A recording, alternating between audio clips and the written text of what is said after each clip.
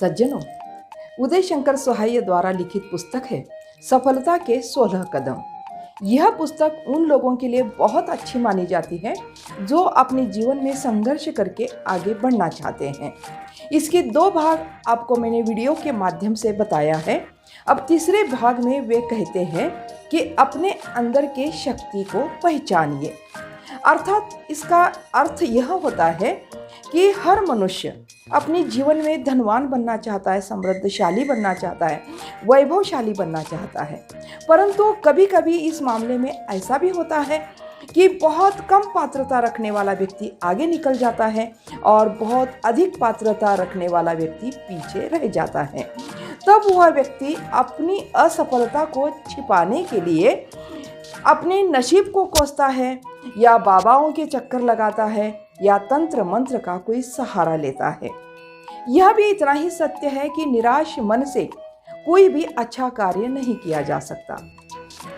हर एक मनुष्य के अंदर एक मन होता है। अगर वह मन निर्बलता महसूस करता है तो ऐसा लगता है उसका सारा शरीर कमजोर पड़ गया है। आपने ये भी देखा होगा कि चुंबक लोहे को ही खींचता है, वह अन्य धातु को नहीं खींचता। लोहे को क्यों खींचता है? क्योंकि चुंबक लोहे का ही बना हुआ है। तो इसका अर्थ यह होता है कि एक ही प्रकार की धातुओं में आकर्षण होता है। तो हमारी कार्यशैली भी एक ही शक्ति से प्रेरित हो तो सफलता मिलने में हमें विलंब नहीं होती। अगर कोई व्यक्ति अपने मन के अंदर से दरिद्रता का भाव नहीं हटा पाता तब तक उसका समृद्धशाली बनने का सवाल ही नहीं उठता। ऐसे कई उदाहरण मिलते हैं जो शरीर से कमजोर दिखने वाले व्यक्ति भी बड़े बड़े शत्रुओं को उन्होंने ललकारा है। चिकित्सकों का भी यह कहना है कि अगर व्यक्ति दुर्बल है, अपने आप को रोगी समझता है तो उसका इलाज करना भी बहुत मुश्किल हो जाता है। और इसके विपरीत अगर व्यक्ति अपने आप को स्वस्थ समझता है तो उसकी चिकित्सा बहुत जल्दी हो जाती है। शरीर से दुबले पतले कहे जाने वाले गांधी जी ने विश्व के सबसे बड़े साम्राज्यशाली अंग्रेजों का डटकर मुकाबला किया था। इतनी ताकत और इतना आत्मबल उनको कहाँ से मिला था? तो उनके कार्यों में परोपकार की भावना थी, इनके अंदर इतनी शक्ति प्राप्त हो गई थी। इसीलिए व्यक्ति को यह पहले ही तय कर लेना चाहिए कि जीवन में उसे क्या पाना है, क्या प्राप्त करना है और उसके जीवन का लक्ष्य क्या है। यह भी इतना ही सत्य है कि व्यक्ति के अंदर कार्य करने की भावना में परोपकार होना चाहिए और लोकोपयोगी कोई ऐसी भावना होनी चाहिए। अगर ऐसी भावना हमारे मन के अंदर है तो हमें कर्मनिष्ठा और इच्छा शक्ति और कार्य करने की ताकत हमें अपने आप मिल जाती है।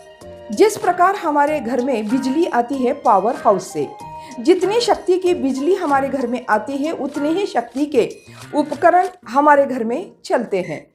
अगर हमारे घर में शक्ति एसी की आती है तो डीसी के पंखे नहीं चलाए जा सकते। इसका अर्थ यह होता है कि हमारे अंदर जिस प्रकार की शक्ति होगी उसी प्रकार का कार्य भी हम कर सकते हैं। हर एक व्यक्ति किसी भी कार्य को करने का फल सर्वप्रथम अपने मन में ही बोता है और उसी प्रकार का वो फल भी पाता है। अगर व्यक्ति अपने मन में दरिद्रता, ईर्ष्या, द्वेष ऐसे गंदे विचारों के बीज बोता है तो उसका फल भी और उसका परिणाम भी उसको वैसा ही मिलता है। यह प्रकृति का नियम है कि जब तक व्यक्ति अपने मन के अंदर आत्मबल और आशावादी विचार नहीं रखता तब तक उसे सफलता नहीं मिलती।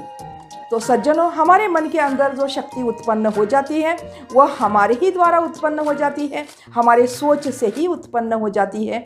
इसलिए हमारे सोच में आशावादी विचार रखना बहुत आवश्यक होता है। तो वीडियो अच्छा लगता है तो वीडियो को सब्सक्राइब करना ना भूलें। धन्यवाद। जय हिंद।